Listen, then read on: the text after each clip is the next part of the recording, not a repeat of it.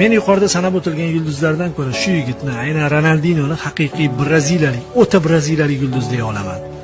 Braziliya futboli deganda ko'proq mana shu yigitni tushunishimiz shart deyaveraman. Chunki Rivaldoning o'yin uslubi qaysidir mamlakatda ulg'aygan yigitda shakllanishi mumkindir. Ronaldoning goleadorligi ham tom ma'noda braziliyaliklarning o'zlariga xos bo'lgan jihat emas. Roberto Carlosning zarbalari siri ham Copacabana plyajlarining qumliklariga yashirinmagan. Boshqa joyda ham topilib qolishi mumkin bo'lgan yodgorliklar sirasiga kiradi.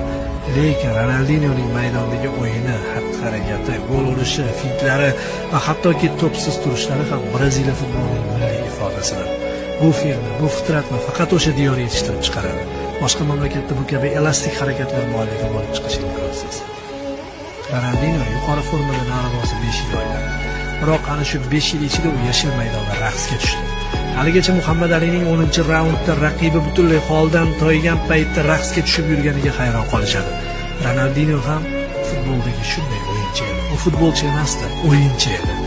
Haligacha yechilmagan bir muammo saqlanib qolgan.